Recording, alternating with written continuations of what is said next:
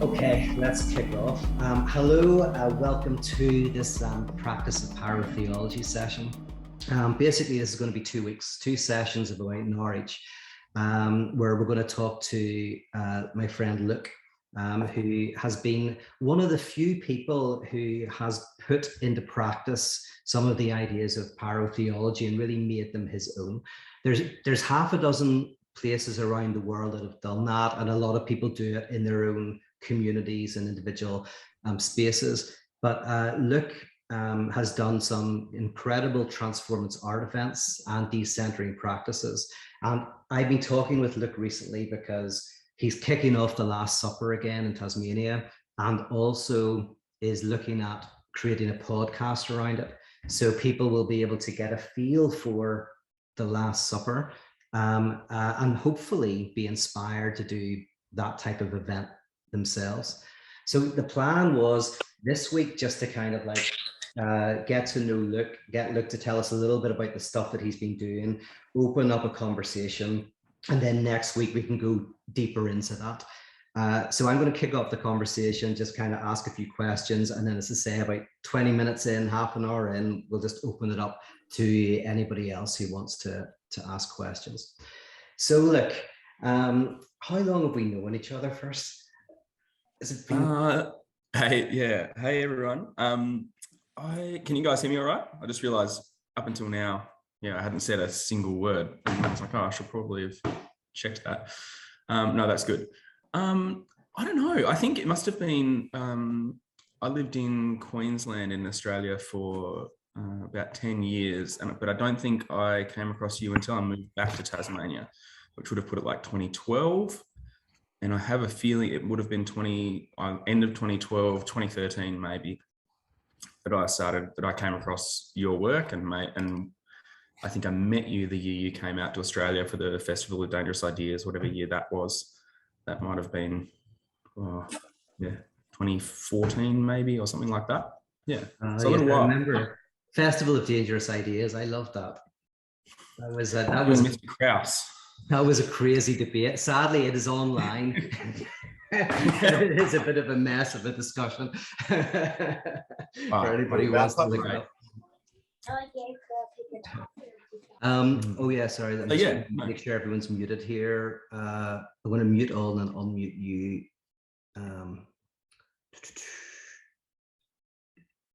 You can unmute yourself, actually, can you? There we go. There we go. Right. So then when did you kind of start taking these ideas and starting to do events, that kind of thing? Tell us a little bit about that background. Yeah, you and I have spoken a little bit about it before, because I don't really understand how or when it started for me, in a concrete sense, really. I know I was ordering books online, and for some reason I saw the title, The Orthodox Heretic, of a book on the book depository. And I don't know how that came up in recommendations or anything. I was in a little church in Hobart with my wife at that time, and I was like, oh, that sounds interesting. So I ordered that, and at the time there were like pre-orders open for The Idolatry of God, but it was like, I don't know, like 260 days away until it was going to be available. But I was like, all right, I'll buy that as well. That looks interesting too.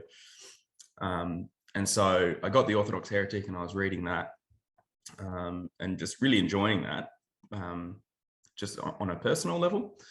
Just found it quite stimulating to read. But then eventually, when The Idolatry of God turned up, that was a book for me that decentered me in a really radical way. Like it left me with questions that I needed to answer, and I wasn't sure how to answer. And so, I think the idea of running things sort of was born out of some of that stuff that was in the back of that book, and was in the back of a few of your books, really, where you were describing the kind of thing, or some of the kinds of things that used to go on with Icon, and then looking around with a very naive assumption that there must be places that are around doing that. And if you know anything about Australia and anything about Tasmania, you know that it's basically the arse end of the world. Like it's this tiny spot that, you know, the population of the state is 500,000 people. So it's not, you know, it's a tiny little place. So to my surprise, my naive surprise, there was absolutely nothing going on that even closely approximated the kind of stuff that I was reading about. And that was sort of the beginning of a years-long journey for me of going down what felt like a little bit of a rabbit hole, chasing references in your books, Pete, trying to figure out where it was that a bunch of these ideas were coming from and how it was that you could think through some things in the ways that you were. There were ways that didn't make sense to me at the time, but spoke to me in a way that I didn't fully understand yet. And then, at some point, I'm not even 100% sure when it was. It must have been like it would have been prior to meeting you that we started running them. And we just started with the Last Supper. It's just the only thing that we were doing. And yeah, I would have met you not long after having started them. And yeah, it's been a hell of a ride. Yeah. So here, tell me then about barred subjects. So because basically barred subjects became the kind of umbrella under which you did events. And by the way, Tasmania, you know this, you've never been to Belfast, but I've said to you, it's like it's a similar size to Belfast and it has a similar kind of vibe. So it was interesting that you kind of like started to do similar things to what we did in Belfast and Tasmania. When I went there, I was like, this felt like a home from home. So I don't know what that means, but it had a very similar spirit to it. But you basically set up barred subjects did events with that. So that was a weird thing too, and it's something I've been really, you know, in some ways uncomfortable with right from the outset, because a lot of the work that I've done has been work that I've done in a way that because I wish someone was doing it. So like it was stuff that I was doing because I wanted to see it happening. And if someone else could have been doing it and I could have just participated, I would have been very, very happy to do that.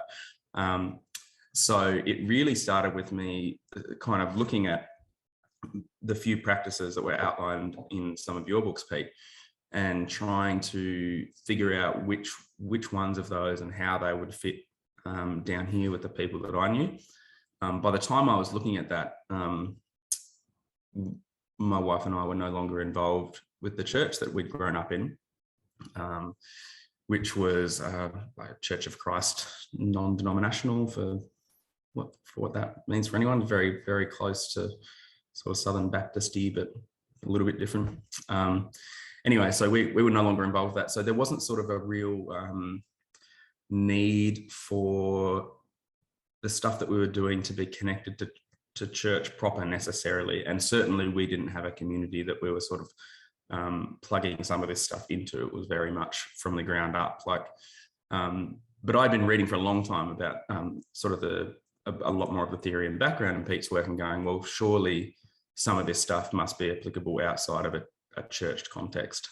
And in my probably most brutal moments was like, if it's not useful outside a church context, then maybe it isn't as useful as I think that it is either, because maybe maybe this is just something that I was using, you know, on the way out of something that I was struggling with.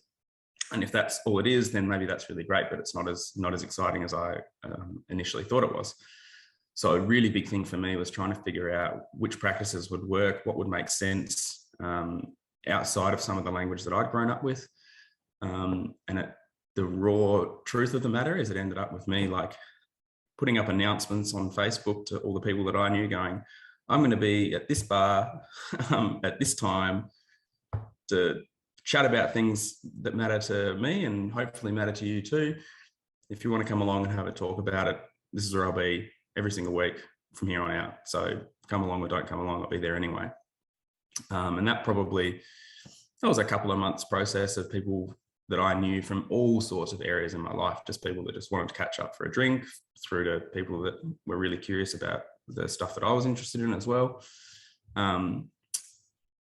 And I was really focused on being as democratic as I could around what is it that people want to do? What are people interested in? I had a bunch of ideas that I thought were interesting, but that's actually how it settled on the Last Supper. Like I had this set of ideas, and some ideas that weren't necessarily very good ideas either, that weren't anything to do with Pete's books.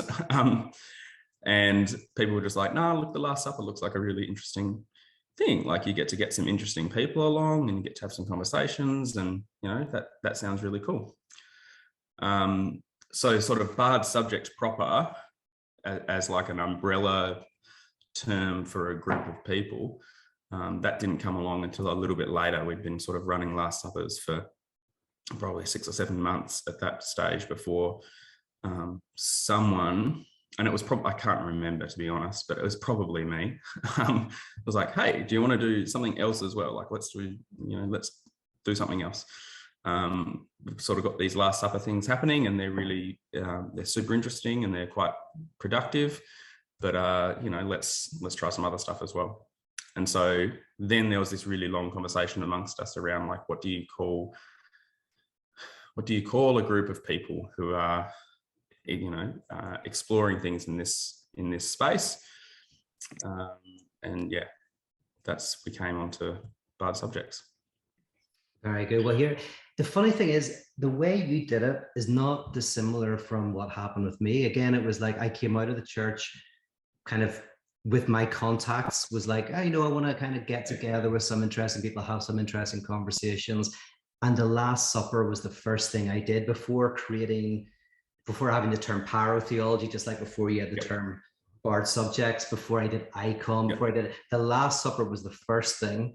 And someone's asked there, Nicole said, to describe the Last Supper. I'll do that very quickly, and then I'm going to hand over to you on that. But I remember I was at university and I thought, okay, an event where 12 of us would gather, around 12 of us would gather. We would invite a controversial guest, somebody who would really get us to think differently. So it might be a fundamentalist one week, it might be some activist another week.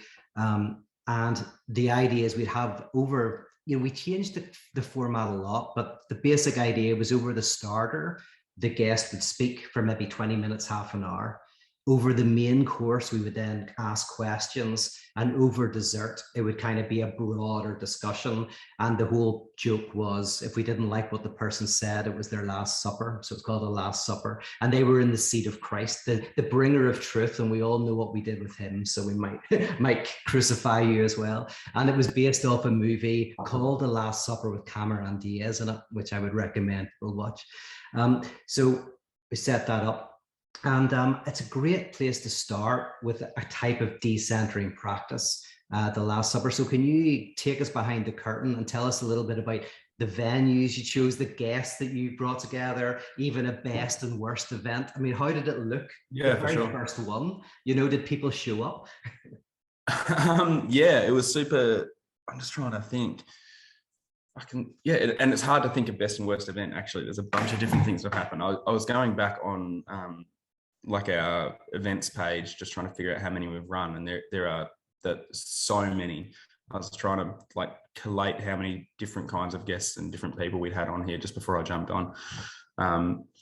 But yeah, so I guess for me, yeah, exactly like you described, Pete. Obviously, like the Last Supper for me is a really easy entryway into what it means to be decentered, or what it means to be have yourself placed into question, and who you are placed into question. And that is done, I don't know about you, but for us down here, it's been a really, really interesting exercise, because I have been reluctant to theorize out loud to everybody about what I think is the best way to do things and how things work. But it's been really interesting to watch just the spaces and the way that people engage almost get that work done itself, which is fascinating, and something I'm nerding out a little bit about at the moment, trying to figure out how and what's happening. So essentially, yeah, like you said, you invite a speaker, someone who represents a perspective or represents a particular way of being in the world, that the way we describe it to people and the way I describe it to speakers is like represents something that we either don't understand very well, actively challenged by, or specifically don't like. and struggle with, and we invite them to share a meal with us. Our format's really similar to that. So we started in a bar which you had the displeasure of attending yourself, Pete. It was a place called the Twisted Lime, and it was the dive bar to end all dive bars in Tasmania.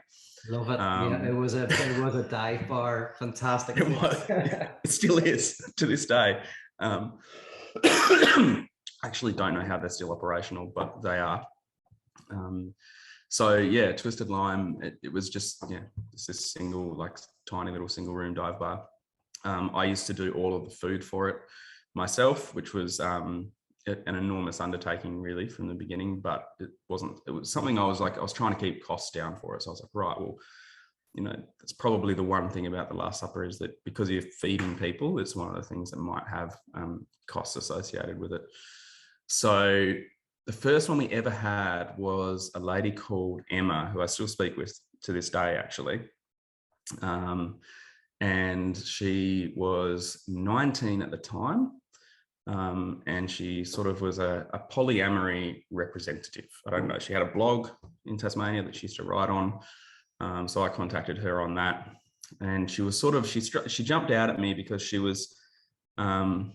seemed like really serious about it. She sort of didn't seem to be somebody who was like, we're in a bit of an open relationship and it's all a bit fuzzy. She was like, yeah, I'm 19 and I can't wait to have kids. And here are my 2 boyfriends and we're building a house and it's got 2 wings in it. And we're going to have like this enormous sort of shared living situation. And we're looking for blocks of land at the moment. And she was a really, really interesting guest. We never knew in the early days whether there were going to be enough people there to even run the event, like for us.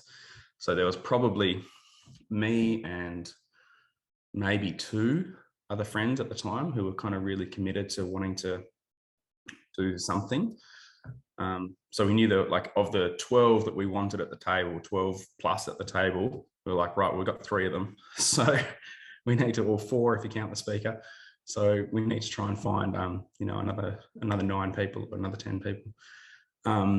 I think for that one, because it was the first one we'd ever run, and like I had a fairly large social network anyway, sort of in a few different areas of my life, I think we got maybe 10 along to that.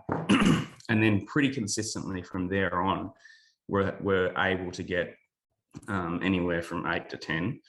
But it was still every single month we would put up an event and we wouldn't be sure whether there was going to be anyone for sure turn up. And that provoked a whole bunch of conversations around, like, how many people do you need really to run it? Like, how many people do you need in the room to make it work? To which I'd suggest probably 8 is where I'd put it. Like, if you've got 8 people and a speaker, you've got yourself an event.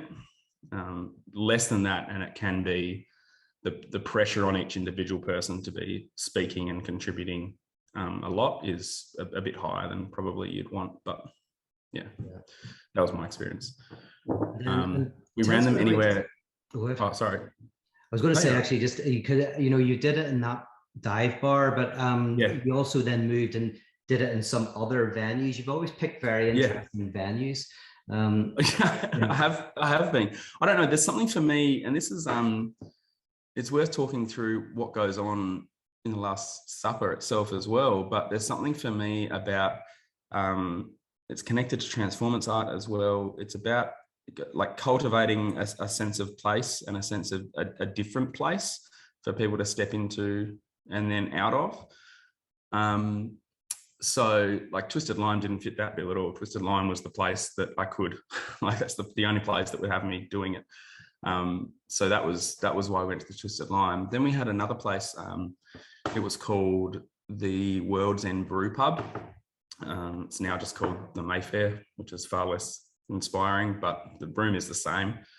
And that was sort of that's where we're currently holding things at the moment, but we had another space in between them. That's like I guess it's almost like the green room under the stage is where we hold it. So it's like a little spiral staircase down in one corner, and like a cut sandstone room with a big long table down the middle of it. It looks really cool when you light it up with candles and, put a few lights on and dress the table and all the rest of it. there is a very definite sense when you open the door that you're stepping into a space that is a little bit unusual. It's a bit different to maybe where you've been before, which is fascinating because, and this has been some conversations I've been involved with recently, because again, now these days, there's a core of us that always like to go to events, but the core of us is big enough that we could just about run the event just by ourselves every single month pretty comfortably and have the same people there every single month. So there's lots of us that will duck out and we'll just go, right, we'll just leave tickets open and just see who buys tickets. And if we need to come and fill a seat and be a part of it, then that's great. If we don't, we'll just hear how it went. And what that means is that we get new people all the time, like new people that have that don't know anything about anything that we've ever done before, that just go, that sounds like an interesting night, we'll book a ticket and come along. And for anyone that's ever done kind of any group facilitation work or like even group therapy work or anything like that, that by rights should be a really tricky evening to run. Like it almost shouldn't work that you can have a few people in the room, a speaker digging into something that should be often uncomfortable or difficult to understand, although sometimes it's more than others. And then a bunch of random strangers that haven't met one another before who are able to engage in a way that is, productive and generally respectful. And, so there's something going on there. And I actually think the spaces that you pick can have something to do with that, I guess is the long way of saying what I'm saying. No, that's very good. And that reminds you, like, there is a sense in which, and what you did, you spent time building a DNA, a culture. A friend of mine is a psychoanalyst, does group work, is like, sometimes you have to spend a lot of time creating the DNA of the group, and then people can drop out and people can come in, and the new people who come in, it's almost like you have a sense of kind of the rules, the grammar, the kind of, and once that's in place, it can really tolerate quite a diversity of people coming and going before that would collapse entirely. So it sounds like that's your experience.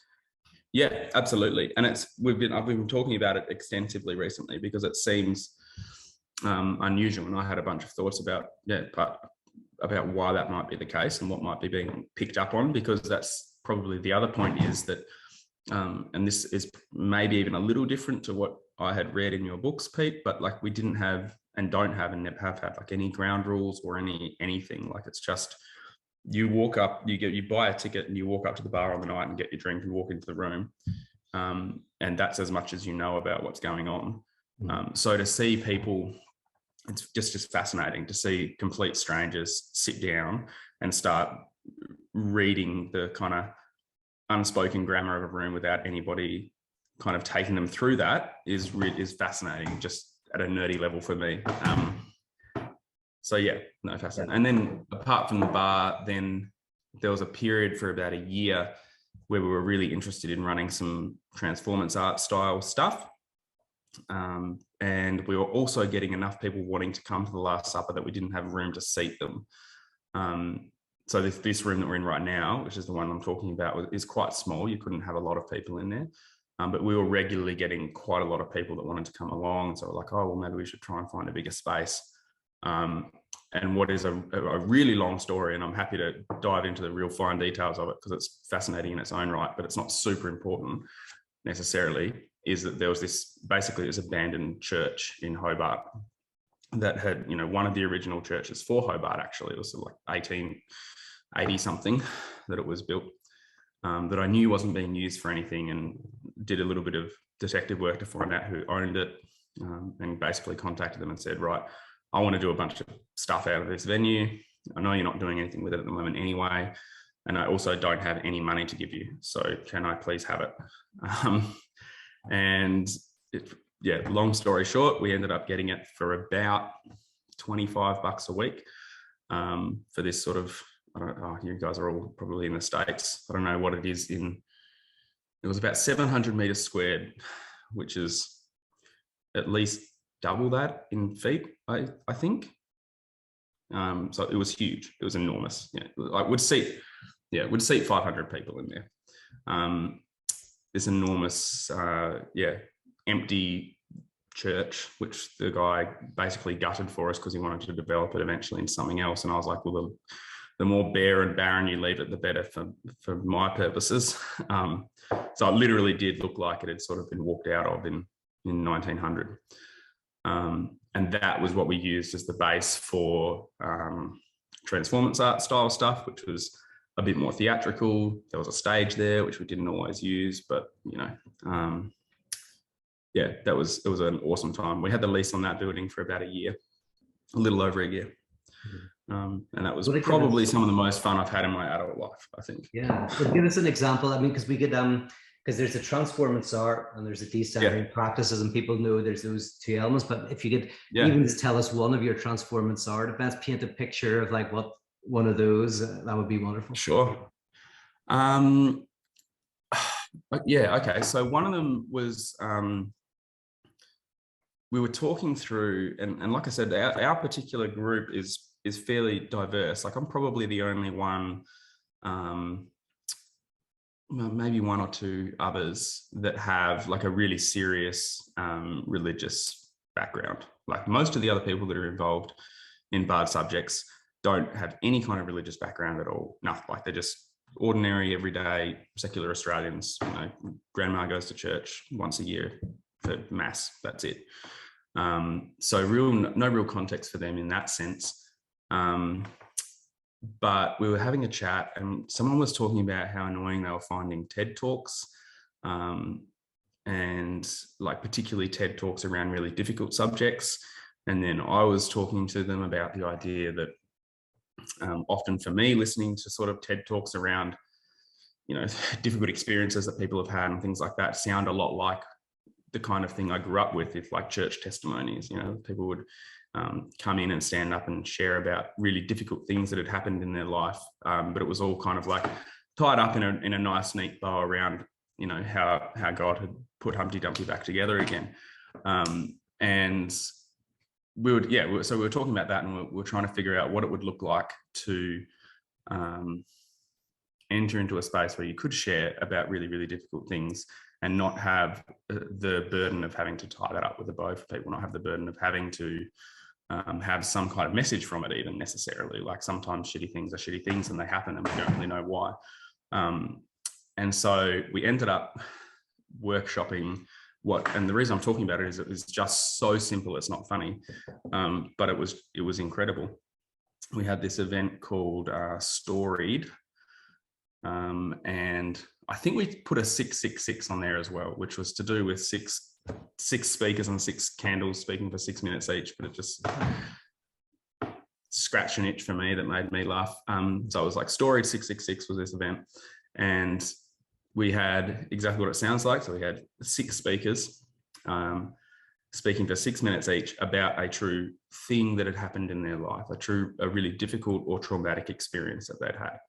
And the only steer I gave them was that I wanted them to leave us in the middle of it. So they could talk as much about the event or the experience as they wanted, but they needed to leave us where it was at its worst and not wrap it up for us. They just end the story. So this is a really difficult thing that was happening for me. This is what this person did, or this is what happened. And thanks for listening.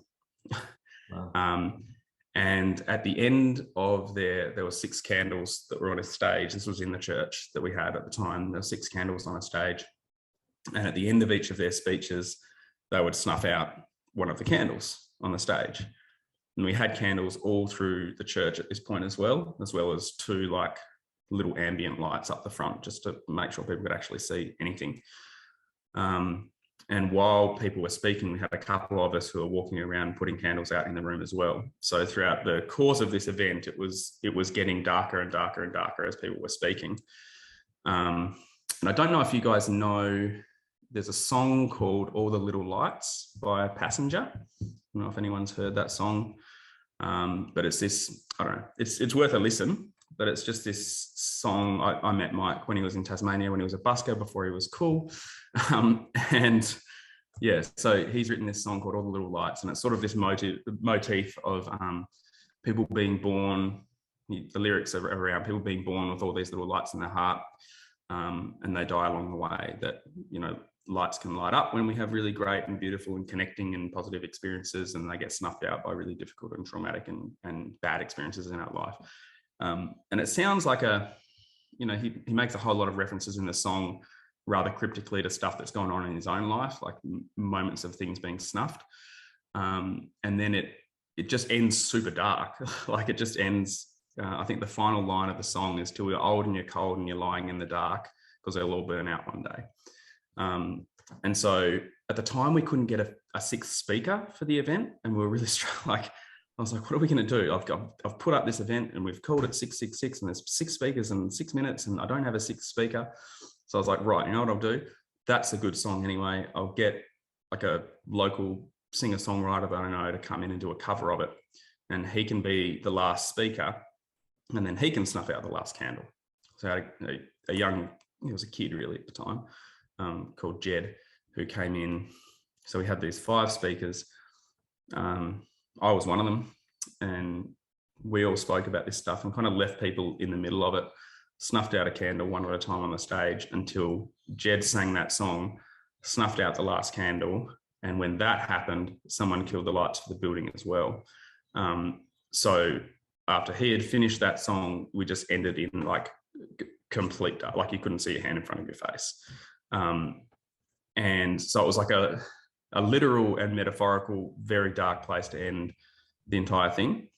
But I guess we talked about it before the event started, and it goes to thinking through what you're trying to achieve and what you trust will happen. So there was a wager on my behalf that the best way to work through trauma and difficulty is to be able to speak about it, to be able to put it into language, and particularly to be able to put it into language in relationship, either with a therapist or ideally in community, with people that are involved in your life.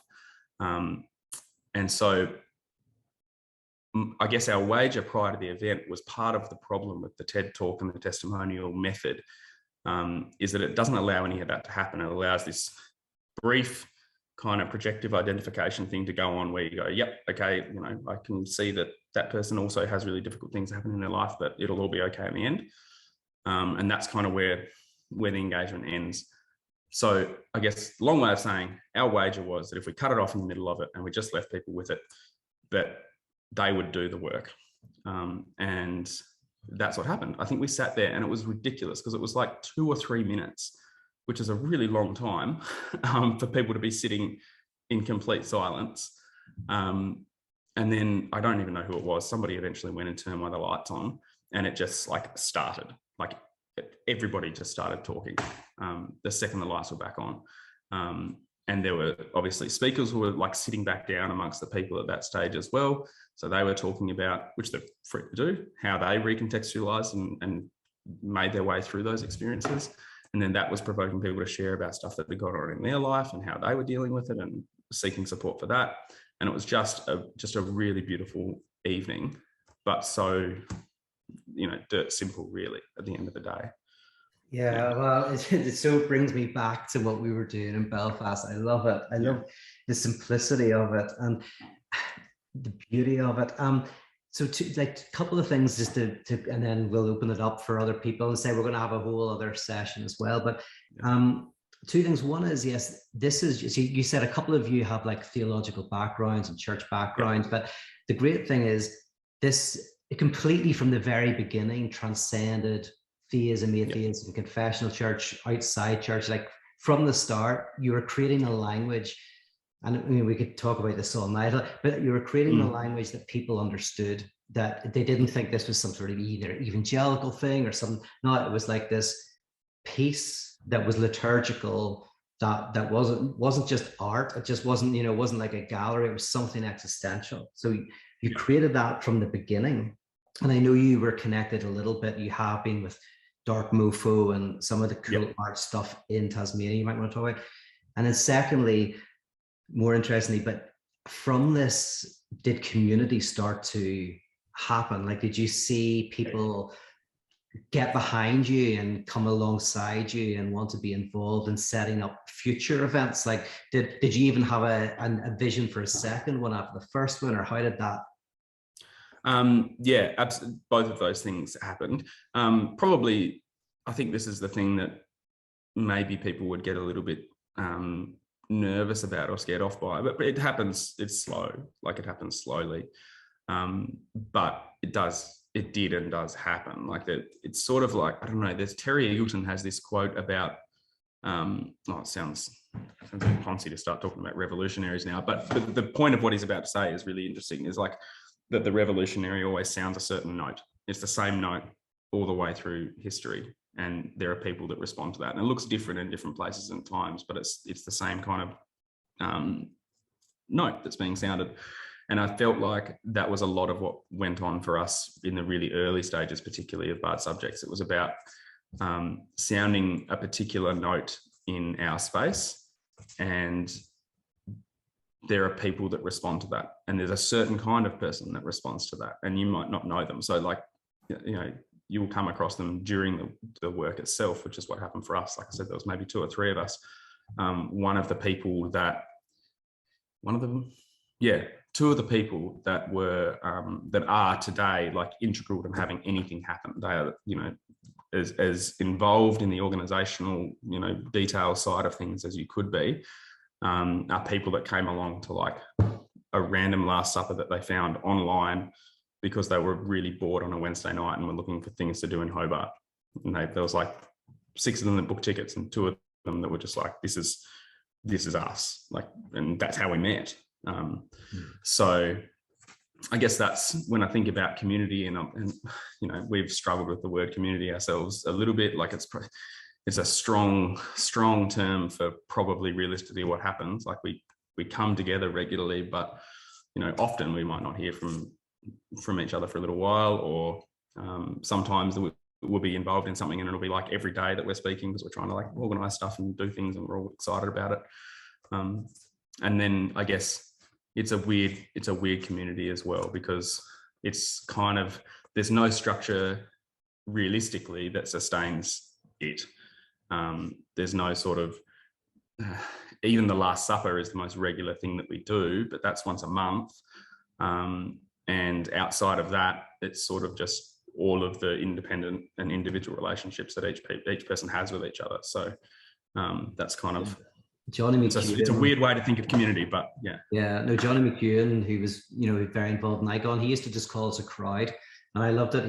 He used the word crowd because he says, well, like a concert, you have a crowd, and then people in the crowd make friends, and some of them hang out, but we create a crowd. And I always liked that terminology because he didn't like the word community too much. So it's just a crowd because we're not. And of course, I use the word communion now more in the sense of gathered around a shared lack. So yeah, I get what you're saying. Can you just give us one more description of one, and then anybody who's watching just jump in after this and see where the conversation goes, but give us one. I love hearing that so much. I need to hear one more. I'll give you, there's one that, there's part of me that wants to give you a failed one, one that didn't work as well. There was an enormous one that we ran. Well, enormous for us, like keep everything in perspective in Tasmania. Like it's weird because it's not hard to do well because there's so few of us here anyway. So, getting 10 people out of their house on a Wednesday night is pretty, it may as well be 3,000. But yeah, we ran a really big one, which was, I guess, I'm thinking about the funeral. So there was one that was just literally God's funeral, and that one was very much directed by me. But it was, I guess, it was a more complex maybe than Storied was in terms of trying to. Again, I was trying to put it in this way, or get people to help me put it in this way that would make sense to people that weren't necessarily churched. I was trying to talk about God and the death of God, and I would do it differently today, actually, thinking about it, but in a way that didn't require them to be to have the background that I did. And I guess my wager again was that the death of God as an event in history, whether you take it as like a literal event in like the Altizer's kind of sense, or just sort of a movement through modernity, is this thing that, as we've heard before, like you hear Nietzsche talking about, that people sort of haven't really come to terms with yet, in a real sense. So we ran a literal funeral. We just ran we put together a funeral service, and at the time we had, so it's simple in that respect, I suppose. Most people know what a funeral looks like. We had the church, again, we were in the church at this point doing this. So we wanted it to be to feel like a funeral. So we had a whole bunch, we had attendants, and we had all the seating set up in the church properly. We needed a coffin. So we contacted like a local funeral home, or like, can you give us a coffin for the day? And to this day, I don't know why they agreed to that, because I now work in the industry and I would have never given anyone a coffin, but that's what they did. So we wanted a coffin, and we had a bunch of people speaking, and then we had, there was like it verged on, like it bumped up against preaching. I don't think it pushed the line too far, but there was a bit of kind of explanatory stuff that had to go on in the service itself to kind of help people understand why and what they were there for, more than I would normally be comfortable with. But I was trying to help people see, I think it was Deleuze who had this statement around like, did we kill God when we put man in his place but kept the most important thing, which was the place? Which I, to this day, still love as a quote. I just think it's just such a stunningly simple way of describing that particular circumstance of like, people think that they have moved on, or they've gotten rid of God, whatever God looks like. But most of the time they've shoved something else in the place. But the kind of radical at bottom critique is that they've got this place that they need to slot something into. So I was trying to take people through how we all sort of, whether we are, religious or not, often have this place that we put a God of some description in.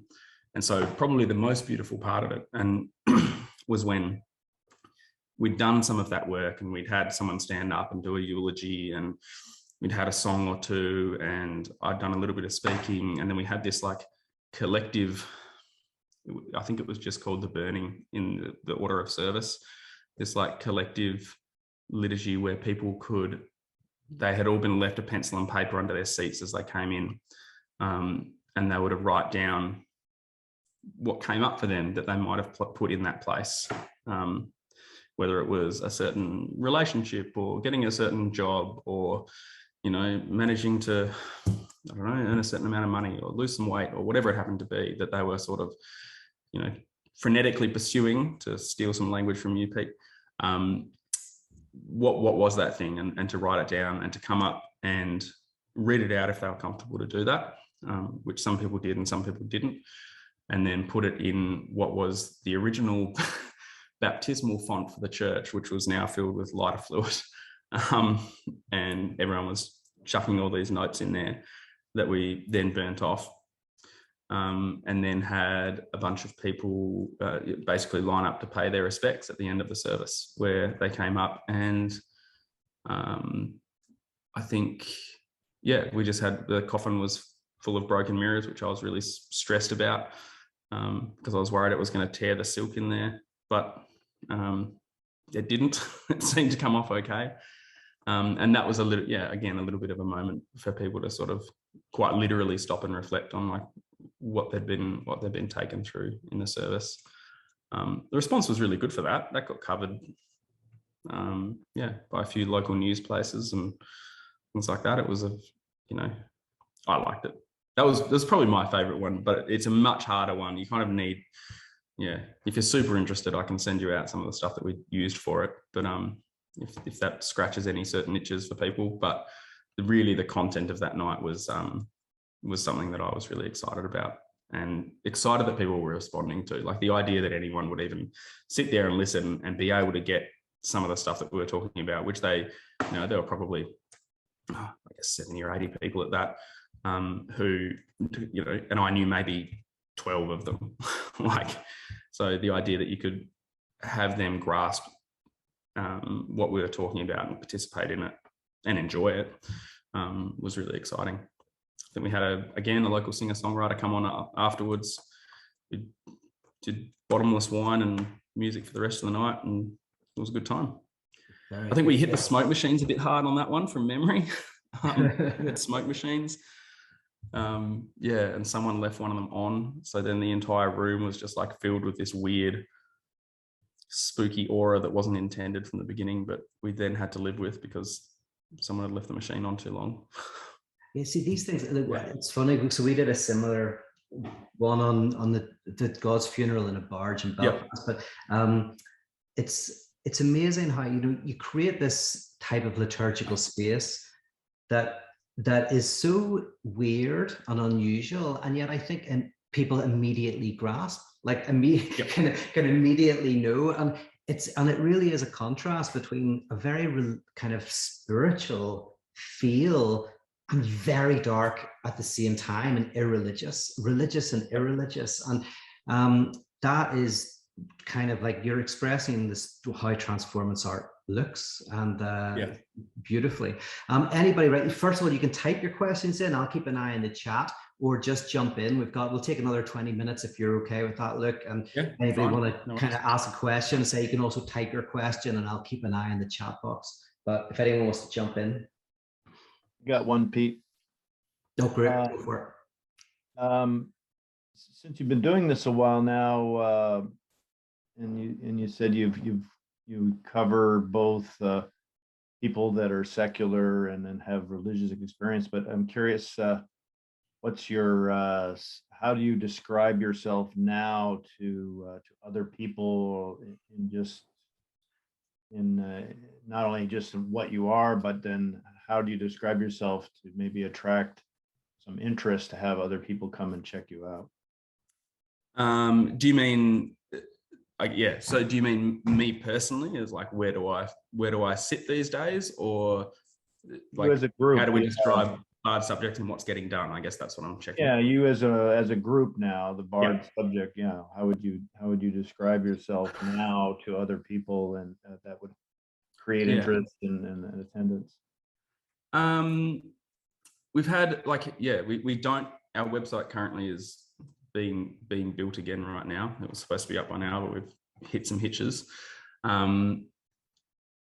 I think that the language that we've used on websites before on Facebook is like a group of thinkers and activists and acquaintances and friends exploring what it means to live and die well together. I think that's the nutshell. And when we describe what gets done, I guess the sort of practices themselves, it was a Westworld reference for anyone who's watched Westworld. But sort of one of the taglines for everything has just been curating events that fall outside the loops of everyday life. So just something, events that you will come along to, and they will be different to something that you've experienced before. It's not, whatever you think it is. I promise you when you get there, it's going to be a little bit different than you anticipated, I guess. So it is, there's no real language around that. Although when I talk to people myself, I describe what's being done as radical theology, and that can raise questions for people sometimes in a really difficult way. Like Australia, from my gut sense, is Australia more so than America, whilst sort of a nominally Christian nation is like a almost rabidly secular nation in many respects. So even a whiff of you doing some God thing is enough for a lot of people to go, no, I'm right, thanks, don't worry about it. So I lean into that language on purpose, probably more than I would maybe in another place, just because I think that that's something worth examining, because they're not near religious society at all over here, but we don't like to think of ourselves as religious. Yeah, It's funny because I don't know if that answers your question at all, but yeah. Yeah, no, that was great. Thank you. Yeah, it's so interesting because like one of the things I kind of would say sort of occasionally is like Christians don't believe in God. Any more so or less so than other people. Like lots of religions believe in God. Christians believe in the death of God. Right? That's so. What makes Christians unique is not their belief in God. What makes Christians quite potentially unique is the belief in the death of God. And it's funny how I think that language can break through the secular sacred divide a lot, because when you say that. I believe in the death of God. But it kind of means it's very provocative. It feels like it's full of meaning, and it also feels like you haven't quite grasped the meaning of it. So you have to kind of work with it. And so I wonder whether that, for example, God's funeral, the language of the death of God, you find has been able to break through that kind of, as you say, maybe kind of a very strong humanist secularism. Yeah. Not. I think that it has, but probably only for people. It hasn't in the first instance, I guess is what I'm saying. So like it hasn't been enough to have somebody overcome any reservations they have about it to come along to something in the first place. But over time, yes, I would say so.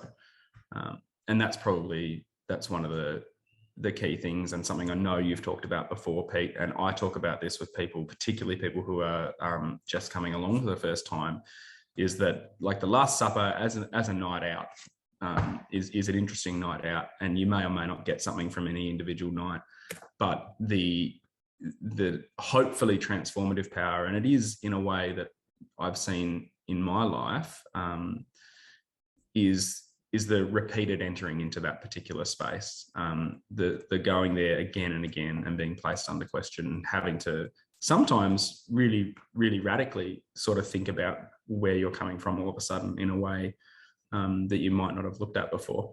Yeah.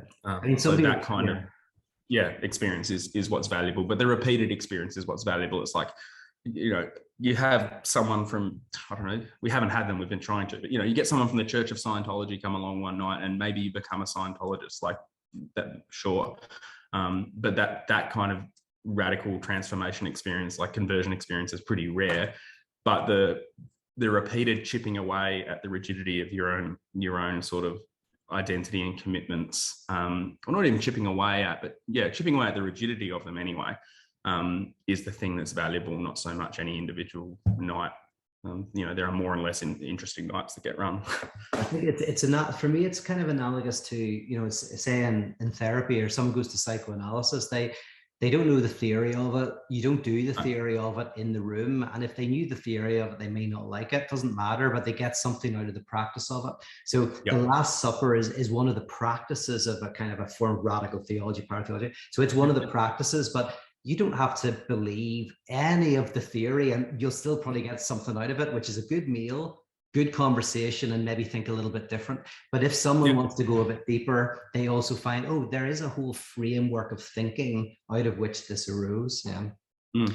By the way, Nicole asks, go ahead. Do you want to say one more comment? I was only going to say, it's weird that, and it's calling me out on a whole bunch of stuff at the moment, personally, but it's weird that the Last Supper feels more and more radical at the moment, in the sense that, I know you talked about this, you've talked about this a lot over the last couple of years, Pete, but sort of living in this weird new sort of purity culture where we need to be very, very careful about who and what we're exposed to in a literal sense in the last few years, but in a theoretical sense in our society. The Last Supper somehow feels more and more radical. And if you're interested in digging into why I think that's really interesting and important, super happy to go there. But I think the Last Supper is qualitatively different to other types of platforms, I guess. Yes, it is. And that is a biggie. We have to talk about that maybe next week more. But on that, yes, because I got a critique on the Last Supper precisely because, and it was a critique. It's because it is a critique of purity culture. Like, it is trying to create a different space, and there's a lot of controversy. So that's a great topic. So any of you want to go that direction in the next 15 minutes, great. Otherwise, we'll definitely go into it next week. Nicole, just want to jump in there. Nicole was asking a very practical question about economics. And I love this because you had the same issue as me. Is we did this really on a shoestring. Everything you've done, Yep. everything I used to do is on a shoestring. Until now, you're you're getting a little bit of funding now. But yeah, economics, ticket prices. How do you fund this stuff? Sure. So I think I mentioned before, when I first started running the Last Supper, it was partly like I had a radical focus on keeping it as cheap as I could, because I didn't want there to be, and one of the reasons people weren't coming to be because they thought it was a shit idea, not because they couldn't afford to come. So I was trying to keep it as cheap as possible, which meant that I was like buying all of the food that I could and doing the cooking myself. And I'm not a brilliant cook, but I'm not a bad cook either. So I was comfortable doing that. And I don't know how it translates to US, but I was managing to pull it off for $5 Australian per head when I first started, which is, I don't know, probably $8 a head, or something like that in US dollars. And that was a very meager starter when people walked into the room. Some form of very easy to cater for, like a big, like curry or a spaghetti bolognese or something like that was easy to cook a big amount of for people, and easy to have a bit more of if you needed it on the night for some reason. And then some really simple dessert, like fruit and whatever the chocolate that I could get that was on special that week, that kind of thing. So I was able to run that at $5 a head for quite a while. And then there was developing enough of a group that they were pretty just blunt about saying, we'd be happy to pay more for this, and let's make some of the stuff that we have a bit nicer and be a bit more professional about it. And that was a scale over the last few years that like I said, $5 a head. We currently charge $30 a head for the night, and that is starter, main, dessert, and a drink from the bar, for $30 a head at the moment. So again, that's run for us, and this is something, and Pete and I have had different perspectives on this, but that's just break even for us. That's how much it costs to run the night for the Last Supper. I think that we could probably, and everybody who's ever been there has said, you could and should be charging double for what they feel like they're getting out of it.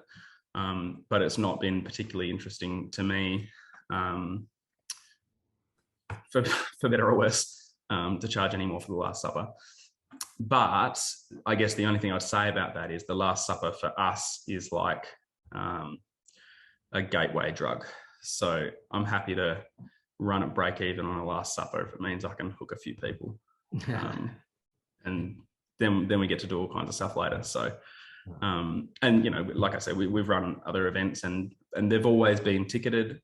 They do, depending on how big or how simple you want to go, it can cost money, obviously, to run them, but it doesn't need to be a lot. Like Storied, as an example of an event, like probably the most expensive one was the funeral, the least expensive was Storied. Storied was the cost of some candles. That's all that was. Like the best transformance art ideas that you've done, we've done, are actually super cheap. The best ideas, like often you need a pile of broken wine glasses, or you need some broken mirrors, or you need 100 candles. A few of them may cost more, but it's amazing how the transformance art events, they're very conceptually driven, and you get a really nice building. But you've also, and there's ways of maybe applying for funding. Local churches I might give money to these projects, local art projects. So there's also a way sometimes to get some funding. For sure. And that's something we're looking at pretty seriously for this year at the moment.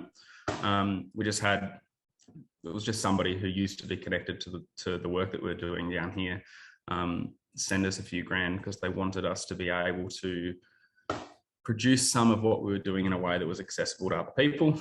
Because obviously, as you would have heard through listening to me today, like it's this hyper regional specific kind of project that happens in Hobart. And if you're not here, you won't know about it. And we're really shitty at taking photos of things and doing things properly. And, so there's a few photos floating around on the internet, but there's not a lot. So somebody that used to be involved in it, who had moved away, said, I'd really like to feel like I could be part of some of that still. So I'm going to send you a bunch of money, and I'd like you to figure out how to record things and do things properly and stop being garbage at it, Luke. And so they did that, and we just, so we bought a whole bunch of gear and some things, and we're sort of exploring at the moment what it looks like to have a podcast full stop, but that's linked into quite specifically some of the work that's getting done like week to week and month to month on the ground here, so that even if you're not here, you might be able to get a sense. You can't kind of replicate it in a podcast, but you'll be able to get a sense of the kind of stuff that's getting done and the thinking that's going on behind it, which I hope will be interesting. Yeah. Anyone else want to jump in? Script. Yeah. Anyone else want to jump in? Yeah, I can't tell. Is my mic on? Pete, when you talked about purity culture and how the kind of a little bit of the overlap. Well, first of all, I love what you're doing, and I love the idea of it, and I know that like it kind of taps into everybody's kind of desire to be part of some kind of secret society or secret club. I think we all have that, and I like that. That's so like primal, and it like taps into our little kid, like the Little Rascals or something, the He-Man Woman Haters Club. I think about those guys. But anyway, so as far as the overlap with purity culture, I just recently learned more about the Salon des Refugiés that happened in Paris in like the 1860s. So, and the artists at the time, all artists and painters had to be accepted and approved by the Salon in order for their art to be sponsored and shown. And there was a large collection of artists who were rejected by this governing Salon, and they became their own society of, what became like this group of rejected artists. And all of the Impressionists were in this group. The artists that went on to become like the great Impressionists and the Post-Impressionists eventually came from that group. But I can't stop thinking about that, and when I listen to Pete and some other people in our community talk about purity culture and the overlap there, and how cool that would be to do something visual like that, and have like this. It was, it translates to an exhibition of rejects, and the fact that like, and it's reflective of what's happening in the art world now as well, because the art world is changing so dramatically, and there's all this like controversial art happening right now. And it was just so monumental that all of the rejects became the most influential artists of our time, and they all started with this one. It was a salon, like a gallery of rejects, and I just love that, and I love the tie-in to purity culture, because that's a product of purity culture. Like the things that get rejected wind up being the things that are sometimes the most significant and the most influential.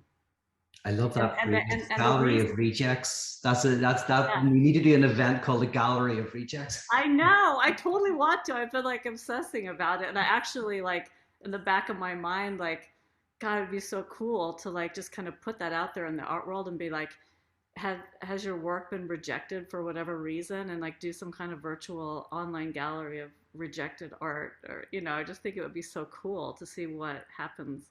Yeah, and the beautiful thing about that, by the way, and a trademark on that, because that is exactly the kind of thing that I would walk out next week and do. Absolutely. I just actually got my degree in art law from Sotheby's. It was like this little online course that I took, and awesome. The professor was really talking about that, how that's happening right now in the art world in a very real way, and it's pretty. The only interest that might be interesting too, one of the things, and this goes to like getting funding.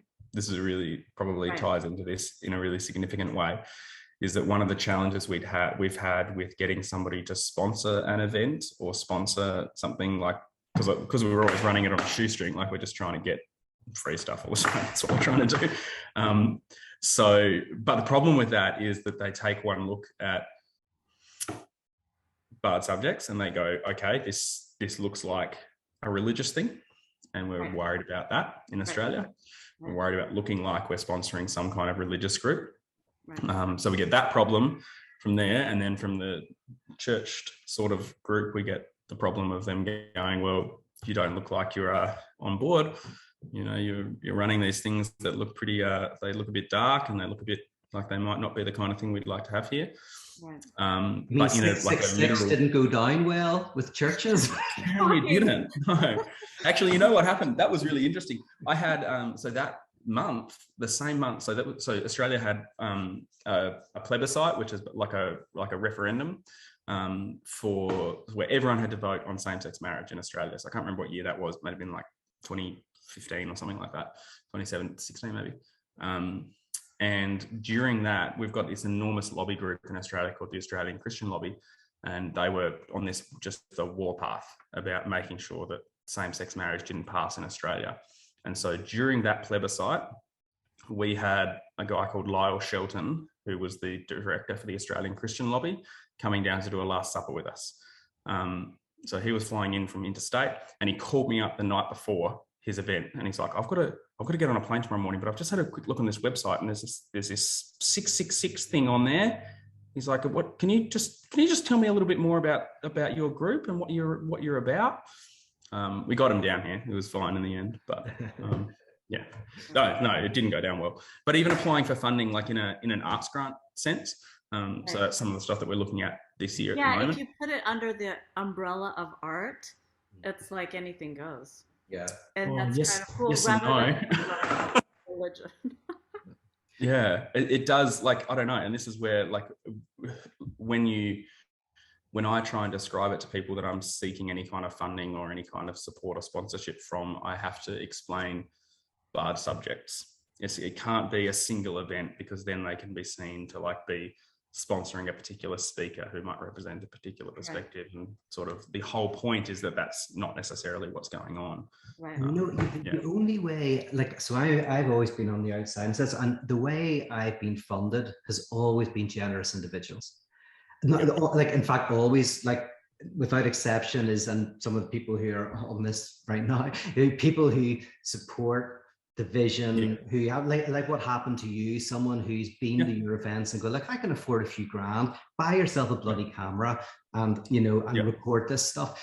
So probably for a while, our main sources of income will be people we know who believe in what we're doing and have some resources. Because I've never had luck. You've had better luck than I have. I've never had luck with formal.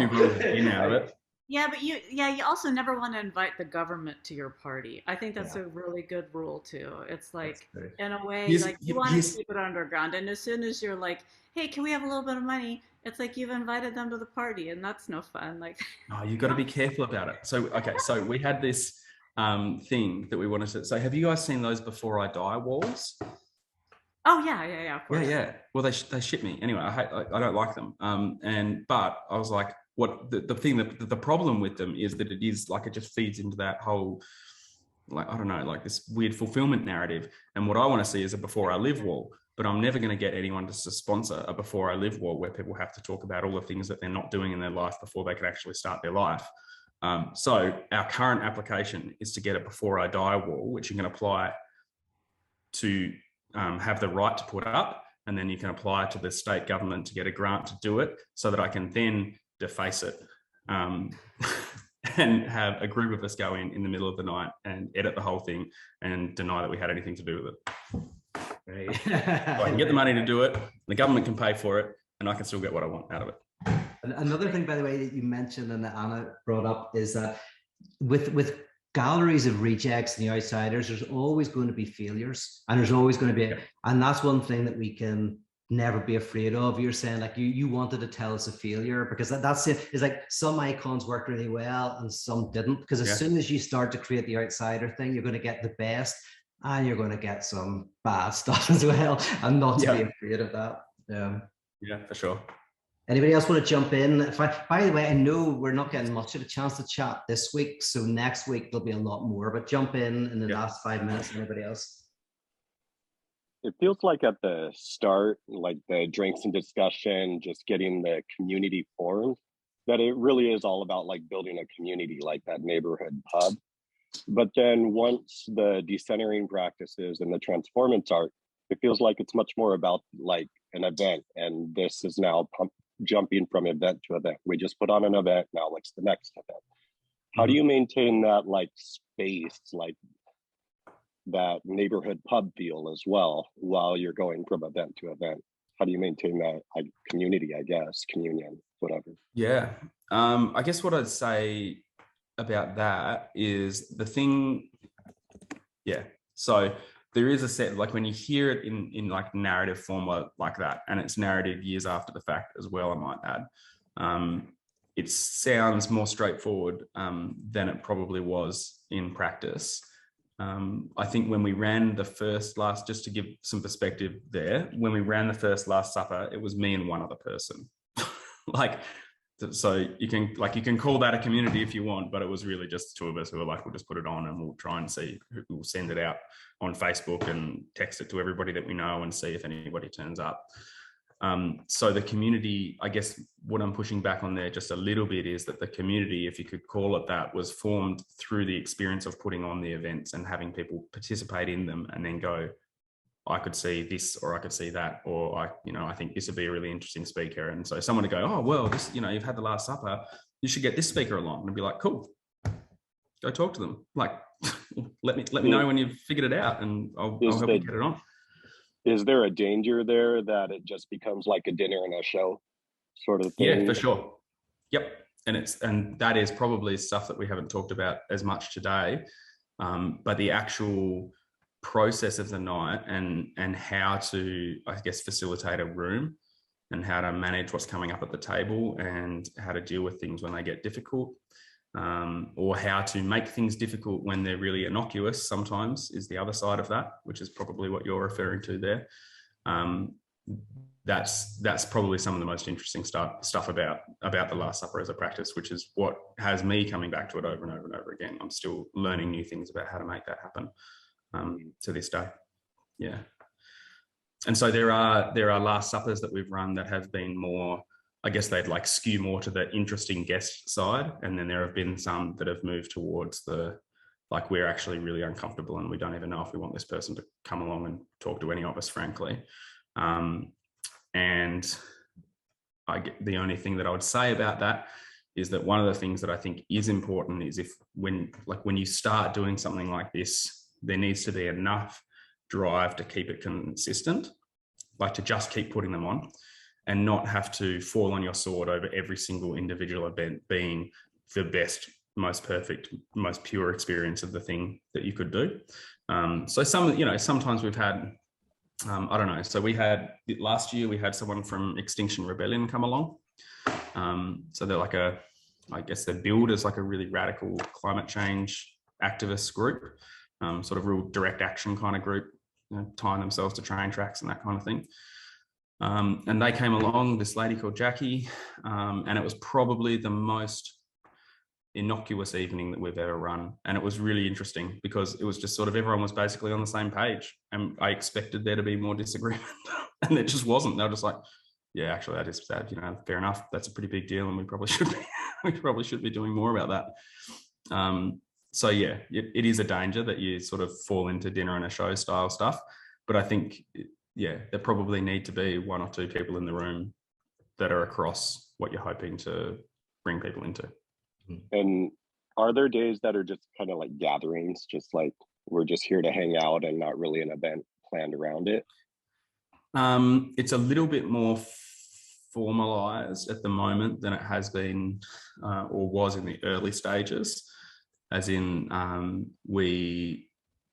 I like to have like the next 3 or 4 months of Last Suppers like in the books. Like I know what's happening and what's coming up, and it takes a little bit of organising to make that happen. So there's a handful of us that catch up every week or two, just for dinner and hang out and talk about what's coming up and what we'd like to see happening. But in the earlier stages of it, I would say, yeah, and even now, you're right that it is very much like still moving from event to event, because the relationships that exist through it are either relationships on the outside of this or they're not. Like this isn't the only thing that is part of the relationship. I guess I'm not saying that very well. yeah, so like everybody involved with bar subjects, like I'm involved with in life in one way or another. So yeah. This is why, Johnny, like the term crowd. I mean, one of the things we talk about is often in churches, when you leave the church, you lose your friends.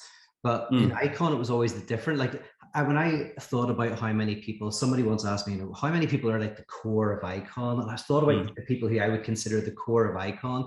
And I was thought about 15 people. And I was like, well, about 8 of them never go. It's like, because it's funny that you can lose Icon, but you don't lose the friends. So the crowd is we bring these people together, but the friendships then grow, and they're the more important bit that grow even when there's no Last Suppers or when you leave or whatever. And weirdly, you're just as much part of the community, or maybe even almost more so. I mean, that's why we have the non-membership course, which is almost like when you're just kind of in the space, but it's not all about your friends, because you all go to the Last Supper, and then if you stop going to the Last Supper, you find you've lost all your friends. Yep. It's a funny point about it's just reflecting on some of what you're saying there, Pete, but might answer some of part of what you're talking about, Kev, as well. Like one of my best childhood friends, who I would consider sort of integral to how this has all operated, and he provides us, he's very similar backgrounds to me. We grew up in the same church together. I have talked with him through all of this stuff for years and years, so has a very, very good understanding of kind of a lot of this stuff, and has been integral to making anything happen. Went to his first Last Supper last month. So, like, has never been along to anything, regularly tells me how shit I'm doing at things and how I need to try harder at making anything happen, because it just seems all pretty straightforward and boring to him. But he is somebody that nothing would have happened without me having him to be able to talk to about a lot of this stuff. And like you, Pete, there's probably there's a core group who at the place that we're at right now kind of need to be involved to make the various moving parts happen. And we get together regularly.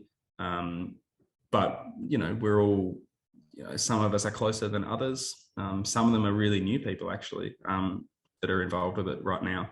And I guess there's a sense that I don't want anyone to ever, and I'm like really radically conscious of it, I don't want anyone to ever feel like they must be part of something and they must be contributing to something. So people come and pop up and drop off all the time.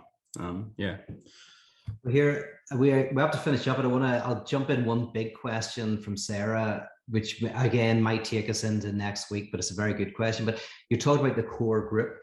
Sarah's just asking, how much theory does that core group have? Like, and I'm fascinated because I have my answer to that within Icon as well. So it'd be fascinating in yours. Like, are they brushed up on radical theology? Are coming from an artistic perspective? Or like, how important is that for the core group to have a similar frame of thinking? Yeah, and if I could frame it a little bit more, like in my context, I have a group of people, like artists that we're doing these things together. Like we make like more like media stuff. So, but we do this stuff like, and it's like we're trying to enact like ideas into these like experiences that we're making through media, but we don't have like, I mean, we have some friendships, but there's not like that sense of that core group isn't there, and that thinking together isn't there, or that I don't even know if it's like thinking as much as it is having some kind of space where it's like, I don't know, a space where people are talking in these kind of intimate ways that you're talking about, like this collective, like outside of the work itself. So I'm kind of curious, like how you've approached that. Like I like to read, but I know most of my friends that I work with wouldn't read what I'm reading, and like kind of how have you facilitated some kind of commonality together is my bigger question. Yeah, that is a huge question. I think that the top line responses to that are probably no one else. that I'm probably the only person that's interested in this within the framework of the particular language that I use around it. And I don't see that as a problem at all. In fact, I see that as a real strength, because it, you know, it avoids, kind of avoids some weird church-like stuff that I think is useful.